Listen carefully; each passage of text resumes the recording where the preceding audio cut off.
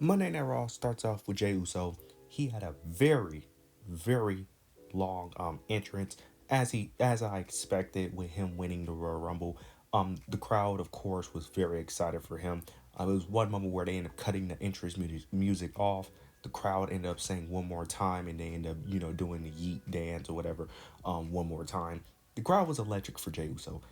It took a while for Jey Uso to start to speak because the crowd was just really just over excited, constantly hyping up Jey Uso, but also Jey Uso was just taking in the moment, barely could be able to speak because he was just, I'm assuming he was just shocked and just excited and just overwhelmed a bit, with the crowd just praising him and that, everything he's been through to finally get this moment. So it took a while for him to get to actually speak in the promo, but nonetheless, I wasn't really minding it because I think anyone would be overwhelmed, especially with if you had to go through the things Jey Uso had to go through, the story. So I didn't mind it at all, and I thought it played. I thought it played into the promo as well. But it starts off with him mentioning him and his brother, the journey they went through, mentioning the bloodline. Then he ends up mentioning how he wasn't very confident in being a single star, but he eventually gained that confidence. Then he ends up thanking the fans and basically ends up saying that he's gonna finally main event WrestleMania, as it's just gonna be him by himself. Then Gunther comes out, says that he's disappointed because him facing Jey Uso doesn't appeal to him, and that they're not on the same level, and that he's the champ, he's in control, and that he refused to face Jey Uso again. And he ends up mentioning he's trying to build his legacy, but facing Jey Uso at Mania and beating him does nothing for him, which is actually kind of true, which he ends up alluding to because he ends up saying that Jey Uso has everything to gain while he himself has everything to lose, which is actually true because if Gunther wins at Mania, that does nothing for Gunther. Wow. If Jey Uso wins at Mania, that does everything for Jey Uso. Then he ends up saying that if he does choose him, he would just make Jey Uso's life a living hell every single week, and that basically at Mania he would destroy him. And he ends up saying that Jey Uso has options, and he hopes that he considers those other options. Jey Uso responds. He ends up saying that he's tired of the narrative. He's tired of people saying he doesn't deserve to be in the main event. He don't deserve to be in the Rumble. He's not main event material. Tired of the narratives.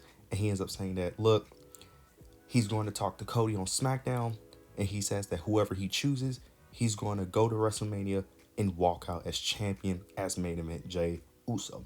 I love this segment. This was a great segment. Gunther was great on the microphone. I thought Jey Uso did a great job as well. I love what they did here. And this is just further proof of that the internet wrestling community is just a small minority, because as much as people complain about it and the outrage, it is clear as day that the fans in attendance don't care and they love Jey Uso. And I don't understand, how can you hate on this? Like, I get the in-ring stuff, even though I think it's way overblown. Let's not act like Jey Uso hasn't put on banger matches. He has put on great matches. But this was great. This was great. Like, how can you hate on this? How can you hate on this? I do look. I get that if Jey Uso is not your cup of tea, I get it. But bro, the fan reaction, the entrance, bro, it's just amazing. I don't understand how you can't root for Jey Uso. I understand not liking him that much, but I'm on board with this. I'm on board on the Jey Uso Gunther match. It's not going to main event. They need to stop saying that. They need to stop saying it. WWE needs to stop saying that whoever wins the Rumble is going to main event, because that's not true. That never's been true, to be honest with you, unless maybe early when they first started it was true. But they need to stop saying that. Just say they get a world title shot, because we all know this match is not main event. I'm sorry, we all know. But nonetheless, this was a great segment, and I'm completely on board. I'm on board with this, and I hope this is the Mania match. I highly doubt it be Cody, but if they do pull a swerve, I wouldn't really be feeling it. Even though I understand the history and the story they could tell, but I think Gunther and Jey is obviously the match. After this, we end up getting Ludwig, Kaiser versus Penta. This match is basically getting stirred up because Ludwig is mad that Penta eliminated him in the Royal Rumble. So this sets up this match. Penta picks up the victory. It was a solid match. But after the match, we end up getting Pete Dunne. He comes out. He's walking towards the ring, but before he can make it in the ring, you get Ludwig Kaiser, who attacks Penta, and then Ludwig Kaiser walks away, and Pete Dunne and Ludwig have a bit of a stare down. Now, last week they ended up having a segment where Ludwig was talking to Pete Dunne. I didn't think much of it, So it looks like they're potentially teasing a duo between the two. Now, I don't actually hate this. I think this can actually work. Now, the only thing is he going to join Imperium? I don't know if that's going to be the case because Ludwig and Gunther haven't been really been together that much, and they haven't been pushing Imperium. It seems like they're just more like they're still a duo, but they have been more single stars as late. So I don't know if they're really going to push that whole Imperium narrative. I would actually like that personally. Have them be a part of Imperium, have Pete Dunne replace the Giovanni Vinci spot, potentially have them go after Tag Gold. I highly doubt it, but I can see the potential in this, but I don't have high hopes for this due to Triple H booking of Pete Dunne. So I'm interested to see where this goes, but I don't have high hopes for this, but I hope this actually leads to something. After this, we end up getting Charlotte Flair. She cuts a promo, and man, I actually kind of feel bad for Charlotte because she was actually trying to cut a genuine, deep promo. She was trying to mention her injuries and all of that, her being out for a year. She was actually trying to cut a passionate promo, but the crowd wasn't having it. Now, this is one of the rare examples of the IWC actually having an impact because people didn't like Charlotte winning the Rumble on the internet, and clearly the crowd doesn't like it either because they was booing her. And I kind of think this is a little messed up. I get it. I get why people boo Charlotte. I understand. She constantly gets title matches all the time. She wins a lot. She's basically like the female John Cena to a degree. I feel like she's gonna be like the female John Cena where people hate her, but when she retires, y'all gonna love her. Same thing with Cena. People hated Cena, but then later in it, now it's a little different because later in his career, people love Cena, but because he started because he put people over. But I get it. I understand it. I understand it completely. I understand it, but I do think it was a little messed up. Like she just came back from injury. Y'all didn't have to boo her like that. But nonetheless, she's getting booed. Then Rhea Ripley comes out. She ends up mentioning, how much she respects Charlotte and mentions, that she ended up beating Charlotte at WrestleMania 39. I almost forgot which WrestleMania at 39, and that she wants Charlotte to pick her. Then Charlotte mentions the first match they had at Mania and how she beat Rhea Ripley. Rhea Ripley responds back, ends up saying that that's true, but she was only a kid. Then Charlotte ends up mentioning that Rhea Ripley was very impatient. She was rude by interrupting her, and that by the fact that she was so impatient and wasn't ready to wait for her, that basically she proves that she's still a kid. And then she ends up mentioning that she needs inspiration from Rhea, from NXT apparently, and from SmackDown from Tiffany. Now, I don't know why she needs inspiration from NXT. That's just stupid. I understand she has history from NXT, but that's just dumb. Please no, but apparently she's going to be on NXT next week, which I don't understand why. I don't get it, but apparently Charlotte Flair needs inspiration from NXT apparently. Then Rhea Ripley gets frustrated because Charlotte is about to leave the ring, but Rhea stops her, and she ends up saying that clearly you don't respect me as much as I respect you, and she ends up saying that please pick me so I can beat the respect out of you. No, I don't want this match. No, I don't want this match. Look, the match will be great. I know the match will be a banger, but no, we do not need part 3. Not now, at least. Maybe down the line, maybe, but even then, I wouldn't want it at WrestleMania. Maybe you could do this at like a SummerSlam, sure, but part 3, we don't need this now. I'm just not interested. Just do the Tiffany Stratton match and get it over. Now, we know why this segment happened, because they got to stretch it out. They can't just immediately announce who they're going to pick. They got to make it, interesting and make it seem like they're, having difficulty choosing the champ. They got to stretch it out a bit. So it makes sense why this ended up happening. After this, we ended up getting The New Day versus Rey Mysterio and Dragon Lee. The New Day actually have a new theme song, which is actually quite interesting. It's not a bad theme song. It's not good, but it's not bad. But their OG theme song wasn't that good either. It's just more so iconic. Logan Paul in the middle of this match comes out. But towards the end, he actually interferes because him and Rey Mysterio had like an interaction because Logan Paul and Rey Mysterio are going to have a eliminator match for the Elimination Chamber. Not eliminator match, a qualifying match. I don't know why I said eliminator. Qualifying match for the Elimination Chamber. They get into it. Rey Mysterio pushes Logan Paul. This allowed Logan Paul to end up attacking Rey Mysterio while Kofi Kingston distracts the ref. He ends up putting him back in the ring, allow Kofi Kingston to hit his finisher, picking up the victory. So the New Day finally picked up a win. Thank God, finally. It took them long enough to pick up a victory. Now let's hope they could keep this momentum going and continue to pick up victories. Even though it was in a heel and cheating way, I don't mind them cheating to win because they're heels. It looks like they're also embracing being heels as well because they also changed their attire as well. So I hope they could continue this momentum. After this though, we end up getting Iyo Sky versus Liv Morgan, qualifying match for the Elimination Chamber.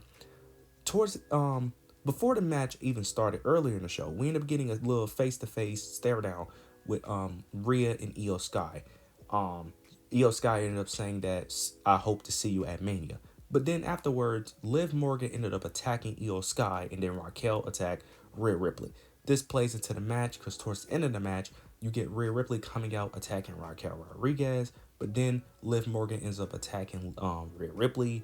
Rhea Ripley attacks Liv Morgan, causing a disqualification, which allowed Liv Morgan to pick up the victory. Now, a lot of internet fanboys, Iyo Sky fanboys, are crying that Iyo Sky lost this match. Okay, this is clearly playing into a story because after the match, Rhea tries to comfort Iyo, but Iyo is not accepting of Rhea. This is clearly telling a story of Iyo got her, her opportunity, screwed. She got screwed out of a chance at, facing Rhea or Tiffany at Mania. So now she got to find another way to get there. Clearly, they're probably going to have the last chance qualifying match, like they typically do. She wins that and then goes to the chamber. That's clearly going to be the story in my opinion. Which I don't hate because it makes the story more interesting if you do Iyo versus Rhea, which I'm assuming they're easily going to do with the way they're building this. But I kind of like the idea of them doing a triple threat. If I'm being honest, you could have Liv win the Elimination Chamber and then possibly have Iyo insert herself and make it a triple threat. I like that more. But if you're gonna do this story, I don't mind it. I'm not excited because I know the match will be a banger. I'm just not excited for the build.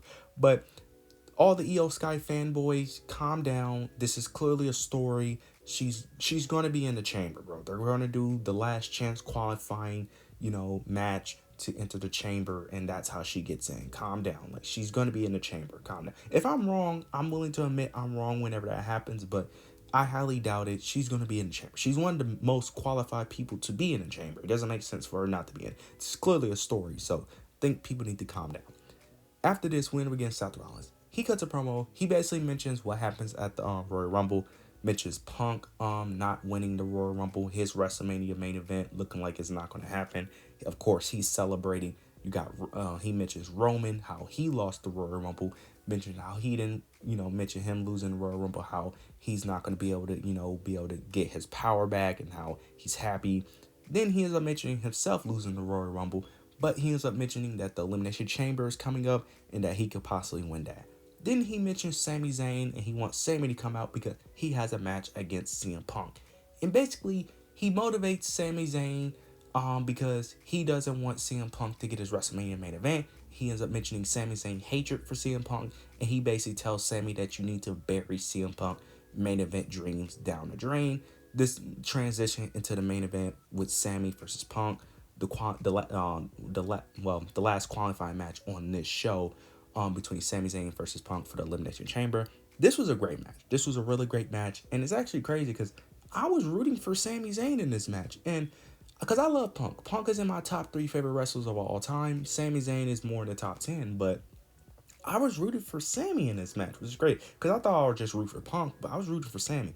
This match was great, but towards the end of the match, Sami Zayn goes for a Ludwig kick. Punk gets him in the air, hits a GTS, picks up the victory. But after the match, Punk and Sami ends up shaking hands, and then you get Kevin Owens ends up attacking Sami Zayn and puts him in a package power driver, and that's how we end the show. So that's your WrestleMania build right there with Sami Zayn. As much as it hurts me for Sami Zayn to lose, he wasn't going to win the Elimination Chamber anyway. So this was obviously going to be the Mania match, and the story is very simple because some people are confused like why he attacked him. It's very simple. He didn't help him. It's that simple. Kevin Owens wanted Sami to help him in the match. He said it even in his promo. So it's very simple. You didn't help him. Plus, you're shaking hands with CM Punk. He's going to bring up the Roman stuff. It's a very easy story to tell. I'm interested in the story. Now, the only thing that confuses me is that Karrion Kross is like looming around Sami Zayn, but Karrion Kross typically turns people heel. I don't understand how Sami Zayn is going to be a bad guy feuding with Kevin Owens. So I don't know how that story is going to play out. But nonetheless, this was a great episode of Raw. I'm excited. The stories for WrestleMania 40 can go anywhere. It's very unpredictable, so I'm excited to see where this goes. But you guys let me know your thoughts and opinions down below. Make sure to like, comment, subscribe. But yeah, that's it.